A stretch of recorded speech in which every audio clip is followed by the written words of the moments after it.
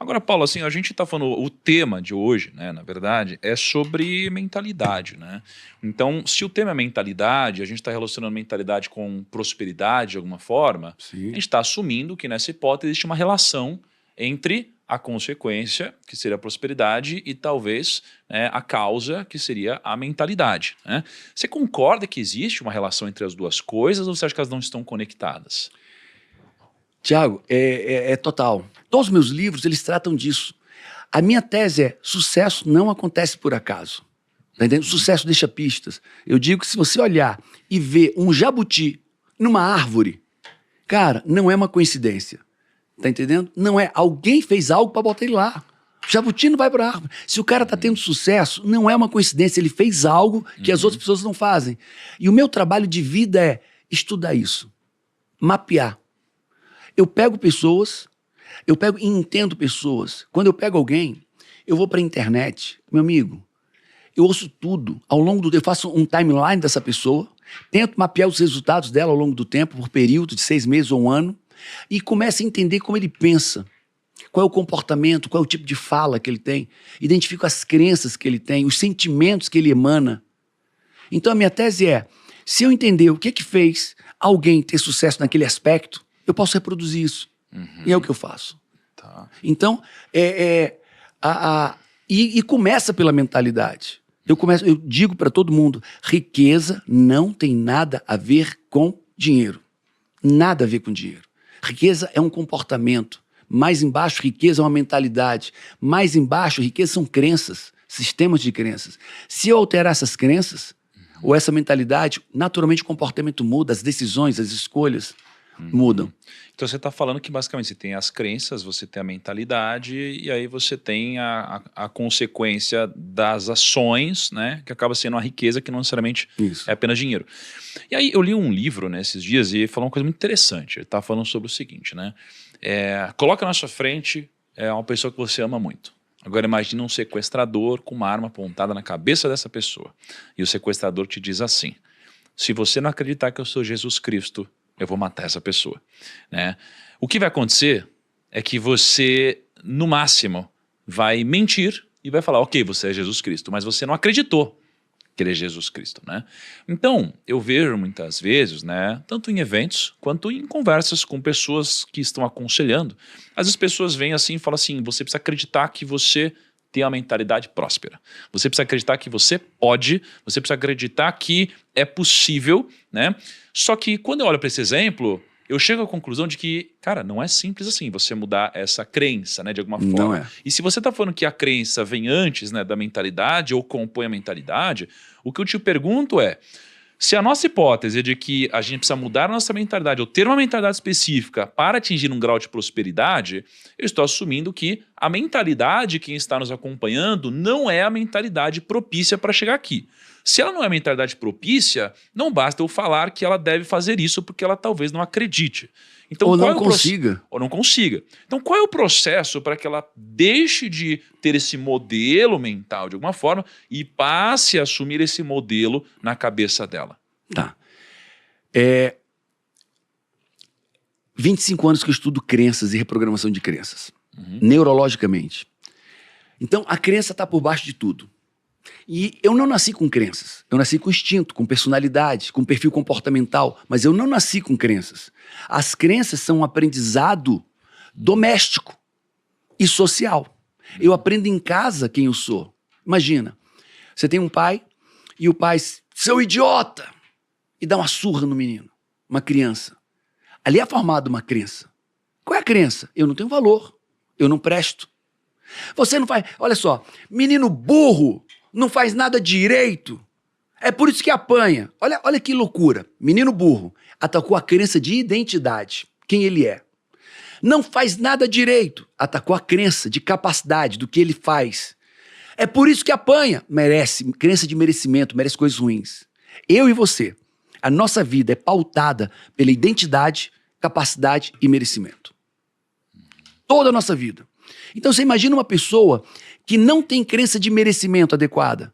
Pode dar 1 milhão na mão deles, 10 milhões, 50 milhões. Uma pessoa que não se sente merecedora de ter isso ela vai destruir, ela vai perder, ela vai investir mal, ela vai emprestar, nunca vai receber, ela vai ser roubada. Não existe incongruência do mundo real e a nossa mente. Não existe incongruência, é igual. É como um ponteiro que aponta para a prosperidade, só que a primeira parte é realização, aqui no meio, mentalidade, aqui crença. Ela vai apontar. Então, se eu estou apontando para a pobreza, você pode dar o dinheiro. Tem pesquisa, alguns anos atrás estava numa pesquisa, que pessoas ganharam na Inglaterra. Isso não tem pesquisa no Brasil, mas na Inglaterra tem essa pesquisa. Pessoas ganharam na loteria inglesa lá milhões e milhões e milhões de libras. Em até 2 a 4 anos, perdeu absolutamente tudo. E 30% morreu ou entrou nas drogas.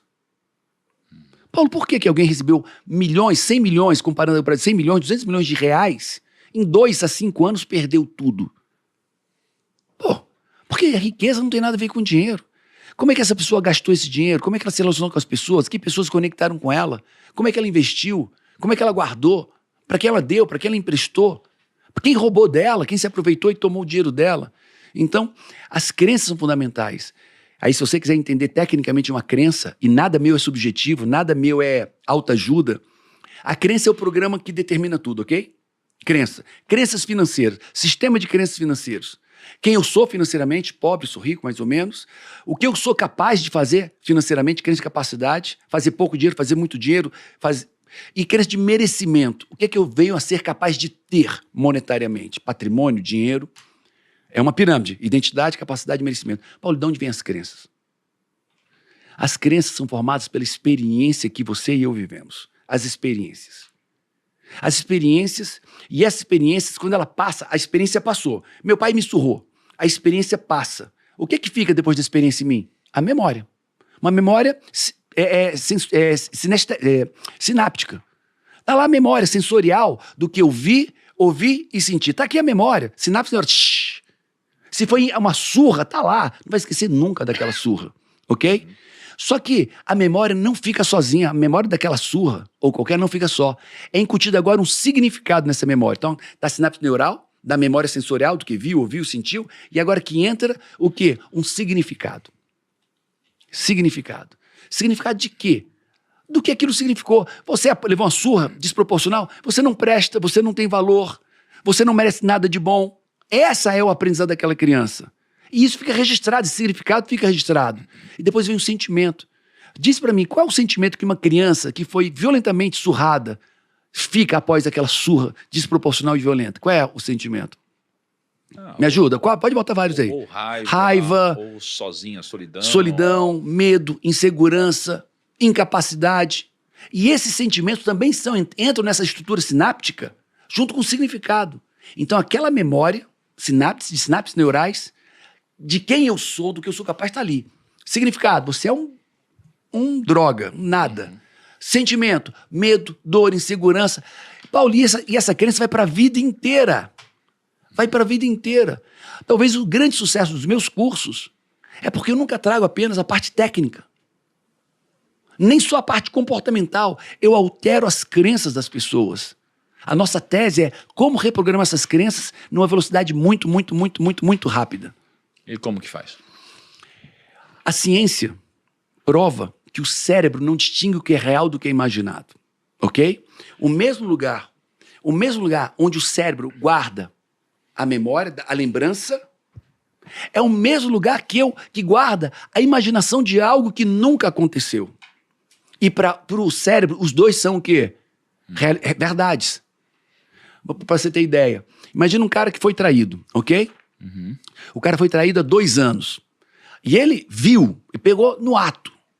Mas não acabou o casamento, não acabou o relacionamento. Ele está lá. E tem a memória, a traição. Ele viu, mas ele resolveu continuar com a pessoa.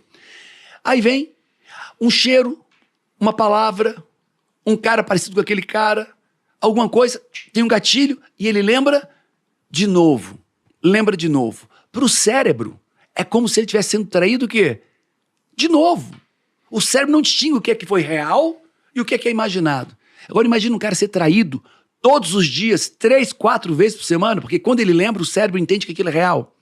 Ou seja, as experiências externas são reais e geram crenças.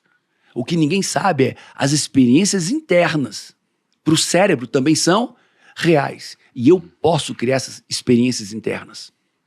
E é o que nós fazemos. Com muita tecnologia, nós criamos experiências internas. E essas experiências reprogramam as crenças financeiras, profissionais. E como faz para alguém, por exemplo, se sentir merecedor de algo que ela, pelas experiências e as memórias que ficaram, e os sentimentos, né, elas simplesmente sentiram, cravaram dentro delas que elas não merecem? Como fazer para elas passarem a se sentir merecedoras, por exemplo, de dinheiro? Tem o comportamental, ok? Eu vou forçar a barra, eu vou estar em lugares legais, eu vou em lojas legais, eu vou me esforçar a estar com pessoas legais. E você, intencionalmente, força isso, você vai se adaptando a isso. Mas isso continua sendo apenas superficial. Você já viu homens multimilionários que no fundo são pobres? Sim. Que não usufruem, que são avarentos, que são mesquinhos, que trabalham 30 horas por dia. É muito comum pessoas terem muito dinheiro, mas dentro delas ainda continuam pobres, avarentas. Então, Paulo, como é que eu faço para alterar isso? Eu preciso entrar na estrutura de crença, eu preciso entrar nas memórias. E aí é uma tese, eu tenho uma tese que chama Teoria Geral das Memórias, que eu posso entrar na sua memória de um trauma, eu venho, abro essa memória, entendo o frame, cada frame da experiência que você teve, e eu posso alterar essas memórias. E quando eu coloco elas para dentro, tem novos significados, novos sentimentos, novas crenças. E a culpa? Como que eu faço para deixar de me sentir culpado por algo? Tá. Então, vamos entender antes a consequência da culpa? A culpa ela vem por uma acusação que eu acreditei ou por algo que eu errei, fiz de errado, ok? Então se eu errei, vamos pegar, errei. Cara, que merda. Olha o que eu fiz com meu filho, olha o que eu fiz com a minha mulher, olha o que eu fiz aqui e ali. Cara, a culpa, ela gera não merecimento. Por quê? Um cara que errou merece parabéns ou punição? Punição. O cara que errou merece liberdade ou prisão? Prisão. O cara que errou merece aplausos ou vaia? É instintivo, vaia. Então, quando você erra, você entra num estado de não merecimento. Fiz merda, olha o que eu fiz. Isso é consciente e inconsciente. Então, o erro gera culpa, a culpa gera não merecimento, o não merecimento gera autossabotagem, ou seja, uma série de decisões erradas, pequenas e grandes decisões. Você leva em conta que eu e você tomamos, em média, 1.800 decisões por dia. Imagina você danificar a qualidade das suas decisões 20%. 360 decisões ruins, ou piorar 1.800 decisões tomadas um pouco pior. E tudo iniciou aonde? Na culpa. E como elimina a culpa? E como que elimina? Você tem que se perdoar. Você tem que se perdoar e não errar mais. Tá? Você tem que entrar num processo de auto-perdão. E aí, se a gente for falar através do corpo humano, da neurociência, a culpa, o ressentimento, falar culpa, raiva de si mesmo. O que é culpa? Raiva de si mesmo, ok? A raiva de si mesmo diminui os telômeros. É provado isso. E os telômeros, dentro da estrutura genética cromossômica, é o que determina a velocidade do envelhecimento, entre outras coisas, a velocidade do envelhecimento humano. Uma pessoa magoada envelhece mais rápido. Uma pessoa ressentida é mais propensa a câncer. Não existe câncer que não venha de raiva. Na minha linha, na minha corrente, não existe câncer que não venha de raiva. Seja raiva de si mesmo, que é a culpa, ou raiva de outras pessoas. Caramba. Cara. Agora, assim... Agora, ó, você fala de dinheiro. A primeira forma que a culpa entra na autossabotagem, da culpa se manifesta, é na vida financeira. A primeira forma, culpa, não merecimento, né, autossabotagem, a primeira forma que se manifesta é na vida financeira. Você vê que é interessante, né? Na minha jornada, eu compreendi só depois, né? Mas foi importante, né, algumas crenças que eu tive sobre dinheiro para me ajudarem, né, a chegar onde eu cheguei, que foi assim, ó, eu, na minha infância, por uma série de coisas que aconteceram, eu desenvolvi um medo de ficar sem dinheiro, né? E aí isso daqui, de alguma forma, se aliou a outra coisa que eu tive também, que foi o meu problema de aceitação, né? Eu não fui aceito na infância, por amigos, etc. Então eu queria ser aceito, tinha medo de ficar sem dinheiro, e pelo fato de eu não ser aceito, Isso daqui acabou me impulsionando porque eu queria muito ser aceito e a forma que eu encontrei de ser aceito foi conquistando um sucesso financeiro. E foi por isso que eu me impulsionei. Só que quando eu conquistei o sucesso financeiro, eu fiquei com muito medo de perder o dinheiro que eu tinha. Então foi um processo para, de alguma forma, eu ressignificar isso, porque senão eu ia ficar tão desesperado que mesmo tendo grana eu não conseguiria sentir paz. E tem outro né? problema. Se teu objetivo, eu vou ganhar dinheiro, porque esses caras vão ver que eu tenho valor. Eu vou ganhar dinheiro para me sentir aceito. Eu vou ganhar dinheiro para provar quem eu sou. E aí você ganhou, provou. E agora? E agora? Ou você perde. Para quê? Para provar de novo. Para provar de novo. Ou então, depressão. Ou você refaz essa crença, ou você perde, ou em depressão, desmotivação, você não tem mais sentido em nada, porque o teu objetivo de vida foi concluído. Não tem mais, eu já cumpri. Por que eu vou acordar? Eu já provei que eu sou. E aí não tem mais por que acordar, não tem mais por que viver, porque o meu objetivo de vida foi cumprido. E muitas pessoas perdem tudo quando chegam nesse patamar, e outras entram em depressão. E isso é muito comum. Tristeza, melancolia. Pô, bati minha meta, não temos o que provar, não tem nem pelo que lutar. É verdade. E aí, Paulo, assim, quero prosperidade. Né? Que atitudes? Se a gente fosse listar mesmo assim, atitudes, que atitudes daria para alguém ter a partir de agora para poder chegar mais próximo do que a gente está considerando como prosperidade? A primeira coisa é querer muito.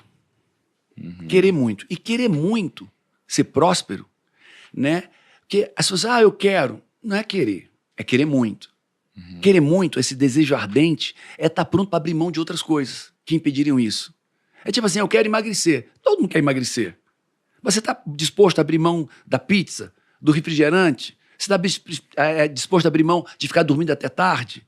Você está disposto? O quanto você quer? Porque quando o cara quer de fato, ele abre mão de muitas coisas. Então o primeiro passo é realmente querer muito. O segundo passo, e essa é a teoria minha, eu ainda vou provar ela com estudo, com metodologia, 80% a 90% de todos os problemas humanos se dá pela falta de objetivos claros. Pode pegar uma pessoa. Eu estou no Método CIS, 5.000 pessoas no auditório, 7.000 pessoas no auditório. Escreve aí qual área da tua vida é mais problemática. Escreve. Financeira, profissional? Escreveu? Ok. Qual é o objetivo que você tem nessa área? Quem tem um objetivo claro e conciso? Ninguém levanta a mão. Aonde você tem problema, ele vem pelo fato de você não ter um objetivo claro. O que é que você quer dizer com isso, Paulo? Uma visão clara de futuro. Uma visão fotográfica do que você quer. O que é isso? É o destino. Se você não tem destino, você sabe onde quer chegar, por que vai acordar cedo?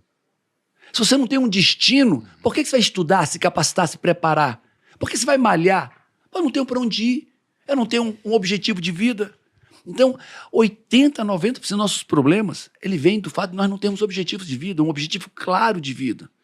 E quando tem, só o fato de ter esse objetivo, existe uma mobilização cognitiva, existe uma mobilização emocional. Você passa a ter o porquê e passa a fazer coisas que você não faria. Passa a tomar decisões que você não tomaria. Passa a ter sentimentos que você não teria. Então, primeiro é querer muito ser rico. É como querer, eu quero ser jogador de futebol, amigo, você vai ter que querer muito ser jogador de futebol, porque não é fácil. Tá? Eu quero ser nadador, cara, você vai ter que querer muito, porque é treinamento exaustivo. Eu quero ser muito, ser rico. Amigo, você tem que querer muito ser rico. Quer muito? Quero. Então agora diz exatamente o que você quer. Já sabe exatamente o que você quer? Sei. Então agora, se prepara. Agora dedica tempo para isso. Você vai precisar de tempo. Tempo para mudar a tua mentalidade, ter conhecimentos, né? Uma preparação cognitiva e emocional. Só que isso é tão importante, né? Assim, a gente ter esses objetivos claros para que a gente depois crie um plano, né? Enfim, mantenha a disciplina para chegar lá, né? Eu acho que o objetivo é importante porque depois chegar lá se torna uma questão matemática, né? Eu quero ficar rico, o que é ficar rico? É ter 1 milhão. Bom, se eu quero ter 1 milhão, né? E eu já coloquei esse objetivo, agora é uma questão matemática, né? Porque vai depender do tempo.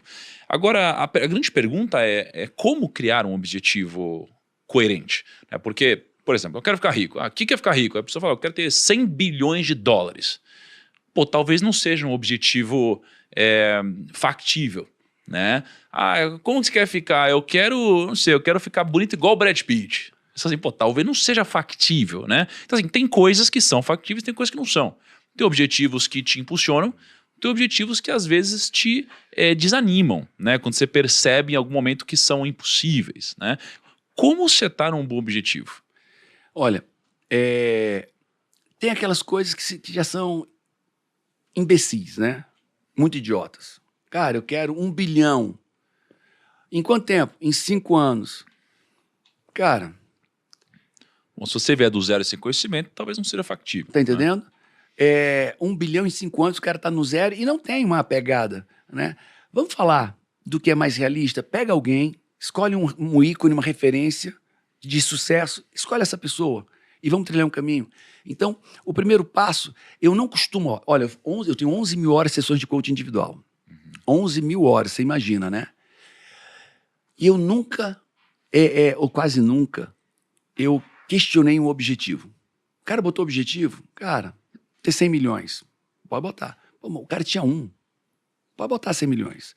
Eu lembro, teve um cara que fez coach comigo, ele era de Belo Horizonte. Uhum. O cara, ele ganhava 12 mil como corretor e queria ganhar, em um ano, 180 mil. Uhum. Pô, é um desafio. Mais de 10 vezes como corretor. E eu não questionei o objetivo dele. Eu disse, ok, então vamos dividir, deixa esses 180 mil, vamos agora botar uma submeta de 90 mil e vamos botar uma submeta de 45 mil. Vamos criar agora um plano de ação para essa de 45 e um tempo para ela. Depois que a gente conseguir estruturar isso, estiver claro, vamos estruturar uma estrutura de metas para essa de 45 a 90. E vamos estabelecer tempo. Quando ele fez isso, ele queria 6, 7 meses, botou para 12 meses. Uhum. E agora ele sabia o que tinha que fazer. Qual era o plano de ação. Mas aí o que eu fiz com ele? A cabeça, a mente, a mentalidade de quem ganha 12 não é a mentalidade de quem ganha 180. São pessoas diferentes. Né? Na minha empresa, eu e minha esposa, nós saímos de 300 mil de faturamento para 300 milhões de reais de faturamento, em 10 anos. Dobrando, dobrando, dobrando. E quando nós olhamos para nós mesmos, éramos pessoas diferentes. Aquele casal que faturava 1 milhão no ano, não era o casal que faturava 20. Nós agíamos diferente, pensávamos diferentes. O que de 20 era diferente do que 70 milhões. O de 70 era diferente do de 200 milhões. E qual que você acha que é a maior diferença de mentalidade do 300 mil por ano e do 300 milhões? Toda. Um é pobre e outro é rico. São toda a questão. A primeira é a autorresponsabilidade. O pobre, ele acha que... Sabe que eu que cunhei esse termo, né? Em 2003. Esse termo foi cunhado por mim, escrito, é um livro que hoje é o que mais vende. É exatamente esse tema.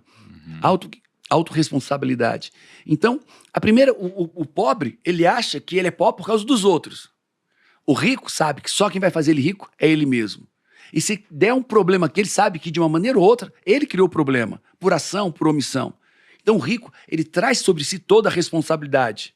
O pobre pega toda a responsabilidade e coloca nas circunstâncias ou coloca em alguém. Eu não tive oportunidade, eu ganho pouco. Né? E essa autorresponsabilidade é algo muito decisivo na vida das pessoas, né? No enriquecimento das pessoas.